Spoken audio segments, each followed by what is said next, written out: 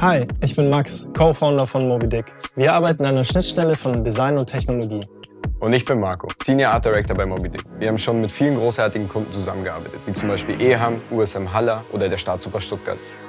In nur 2 Jahren wurden unsere Projekte mit mehr als 80 Auszeichnungen versehen. Darunter war vom Bronze Ken Lion bis über zum LIA Agency Award of the Year bis hin zum ADC Grand Prix alles dabei.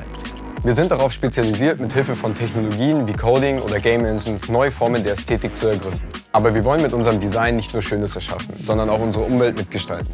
Ein Beispiel dafür wäre unser mehrfach ausgezeichnetes Buch Made in Fukushima. Es wurde aus Reishalmen von dekontaminierten Feldern aus Fukushima hergestellt und gilt als unser Versuch, das Stigma der Region zu lüften. Dabei sind für uns eine gründliche Recherche und die Entwicklung der Brand Story Canvas das Wichtigste.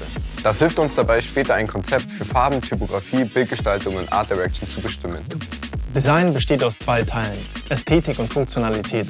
Dabei ist es entscheidend, eine emotionale und logische Verbindung mit dem Problem zu kreieren.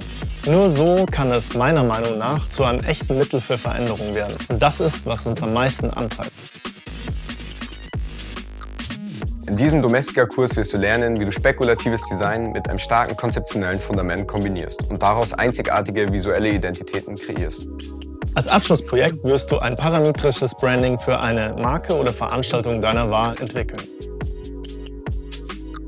Als erstes machen wir einen Markenworkshop, um die wichtigsten Informationen von unseren Kunden zu sammeln.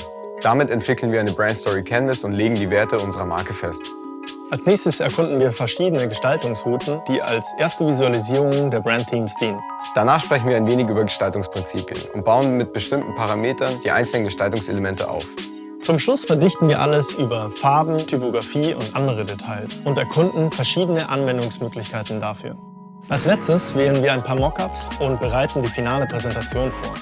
Zum Ende dieses Kurses wirst du in der Lage sein, wirklich innovative Designprojekte zu realisieren. Um teilzunehmen, brauchst du Affinity oder Adobe Creative Suite und FigJam sowie grundlegende Erfahrungen im Bereich Branding. Also komm und lass uns zusammen gestalten.